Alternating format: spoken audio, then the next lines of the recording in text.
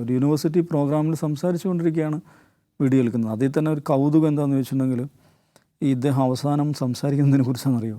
ഈ ഗൺ കൾച്ചറിനെ കുറിച്ചാണ്. ഗൺ ഒരാൾ സദസ്സിൽ നിന്ന് ചോദിക്കുന്നുണ്ട് ഈ പറയുന്ന ട്രാൻസിനെ ഇങ്ങനെ വെടിവെച്ച് കൊല്ലുന്നതിനെ കുറിച്ചൊക്കെ ചോദിക്കുകയാണ്. അപ്പോൾ പരിഹാസത്തോടെയുള്ളൊരു മറുപടി തുടങ്ങുമ്പോഴാണ് വെടി കണ്ടനാടിയിൽ തന്നെ വെടികൊള്ളുന്നത്. ഇത് സ്ഥിരമായിട്ട് പറഞ്ഞുകൊണ്ടിരിക്കുന്ന ആളാണ്. അങ്ങനെ ഇപ്പോൾ ഗസയിൽ മരിച്ച ആളുകളെക്കുറിച്ച് ഒരു എമ്പതിയും ആവശ്യമില്ല എന്ന് പരസ്യമായിട്ട് പറഞ്ഞ ആളാണ്. അവിടെ കുഞ്ഞുങ്ങളും സ്ത്രീകളും രോഗികളൊക്കെ കൊല്ലപ്പെടുന്നതിനെക്കുറിച്ച് ഒരു എമ്പതി ആവശ്യമില്ല. Palestine didn't exist, does not exist എന്ന് പറയുന്ന ആളാണ്. അങ്ങനെ ഒരു സംഭവമേ ഇല്ല എന്നുള്ളതാണ്.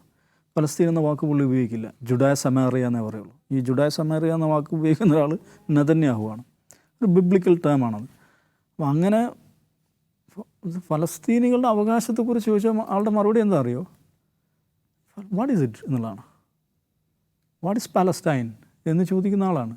ഇത് കേരളത്തിൽ പറയുന്ന ഒരാളുണ്ട്, പലസ്റ്റൈൻ ഡിഡൻറ്റ് എക്സിസ്റ്റ് എന്ന് പറയുന്ന ഒരാളുണ്ട്.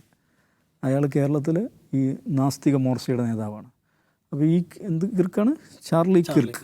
ഇദ്ദേഹം കൊല്ലപ്പെട്ടപ്പോൾ ഫലസ്തീനികളുടെ മരണത്തിൽ സങ്കടപ്പെടേണ്ടതില്ല, അവരോട് എമ്പതി ആവശ്യമില്ല എന്ന് പറഞ്ഞ ആൾ കൊല്ലപ്പെട്ടപ്പോൾ എമ്പതിയായിട്ട് നടക്കുന്ന 3 ടീംസാണ് നമ്മുടെ നാട്ടിലുള്ളത്. ആരാണ്?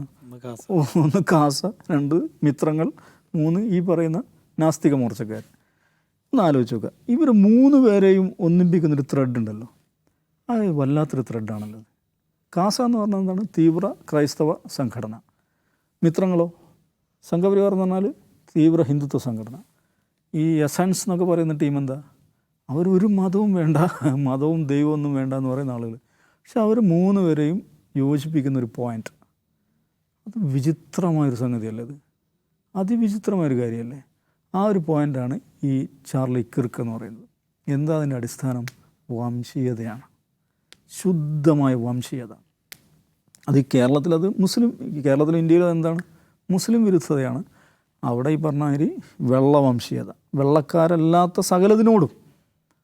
അത് ട്രാൻസ് ആവട്ടെ, ബ്ലാക്ക് ആവട്ടെ, ഈ ബ്ലാക്ക് ലൈവ്സ് മാറ്റർ BLM പ്രവർത്തകരുണ്ട്, അവർ തെരുവിൽ കൈകാര്യം ചെയ്യണമെന്ന് പ്രസംഗിച്ച ആളാണ് ഈ കിർക്ക്.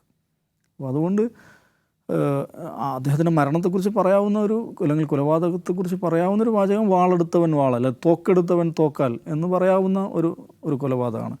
ഇതെങ്ങനെ സംഭവിക്കുന്നു എന്നുള്ളത് നോക്കിക്കഴിഞ്ഞാൽ അതാണ് നേരത്തെ അജിംസ് അതേക്കുറിച്ച് സൂചിപ്പിച്ചത്. അമേരിക്കൻ സൊസൈറ്റിയിൽ വന്നുകൊണ്ടിരിക്കുന്ന അമേരിക്കൻ സൊസൈറ്റി എന്നുള്ളതല്ല, ഈ ഒക്ടോബർ 7 ശേഷം, ഗസ ജിനോസൈഡ് തുടങ്ങിയതിന് ശേഷം ലോകതലത്തിൽ പ്രത്യേകിച്ച് യൂറോപ്പിലും അമേരിക്കയിലും അവിടുത്തെ സമൂഹങ്ങളിൽ സംഭവിച്ചുകൊണ്ടിരിക്കുന്ന മാറ്റത്തെ നമ്മൾ കാണാം.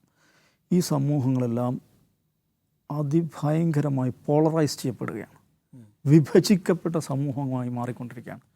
അതിൻ്റെ ഒരു പ്രതിഫലനമാണ് ഈ കൊലപാതകം എന്ന് പറയുന്നത്. ഇതിപ്പോൾ കിർക്ക് വെടിയേറ്റ് മരിച്ചു. കഴിഞ്ഞ വർഷം അവിടുത്തെ ഒരു എയർഫോഴ്സ് ഉദ്യോഗസ്ഥൻ സ്വയം തീ കൊളുത്തി മരിച്ചിട്ടുണ്ട്. ഓർമ്മയുണ്ടോ അത്? എന്തിനു വേണ്ടിയായിരുന്നു?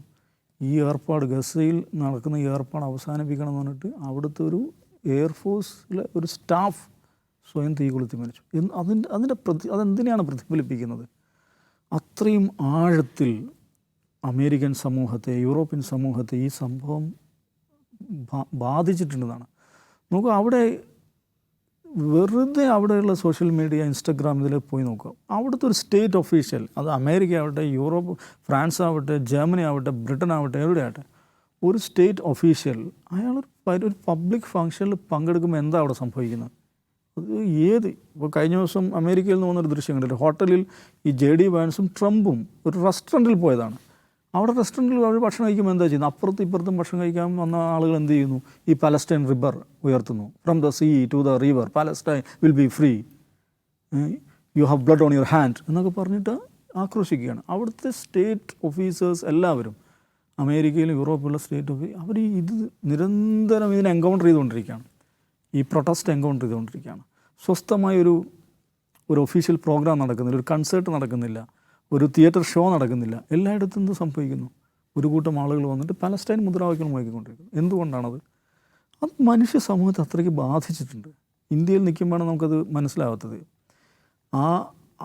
മനുഷ്യ സമുദായത്തിൻ്റെ ഞാൻ മുമ്പ് പറഞ്ഞാണ്, ഏറ്റവും വന്യമായ ഭാവനയ്ക്കും സാധ്യമല്ലാത്ത ക്രൂരതകൾ അതൊരു ഭരണകൂടം അവിടെ ചെയ്തുകൊണ്ടിരിക്കുകയാണ്. ഇതിന് എൻ്റെ സർക്കാർ ഇതിൽ കോംപ്ലിസിറ്റാണ് ഒരു അമേരിക്കക്കാരൻ വിചാരിക്കുന്നു, ഒരു ബ്രിട്ടൻകാരൻ വിചാരിക്കുന്നു, ഒരു ജർമ്മൻകാരൻ വിചാരിക്കുന്നു. അതുകൊണ്ട് എൻ്റെ നികുതിപ്പണം ഉപയോഗിച്ചിട്ട് ഈ വൃത്തികേടിന് സപ്പോർട്ട് ചെയ്യാൻ പറ്റില്ല, അതുകൊണ്ട് ഈ പരിപാടി നിങ്ങൾ അവസാനിപ്പിക്കൂ എന്ന് പറയുന്ന മനുഷ്യർ ഈ രാജ്യങ്ങളിലെല്ലാം കൂടിക്കൊണ്ടിരിക്കുകയാണ്. അവർ സമൂഹത്തിൽ സൃഷ്ടിക്കുന്ന സമ്മർദ്ദമുണ്ട്. ഇവർ സമ്മർദ്ദം സൃഷ്ടിക്കുന്നു, അപ്പുറത്ത് ഈ പറയുന്ന ഈ എന്താ പറയുക വംശീയവാദികൾ അവർ വേറെ നിലക്കുള്ളൊരു സംഘാടനം നടക്കുന്നു. അങ്ങനെ ഈ സമൂഹങ്ങളെല്ലാം പോളറൈസ് ആയിക്കൊണ്ടിരിക്കുകയാണ്. ആർക്ക് വേണ്ടിയാണിത്?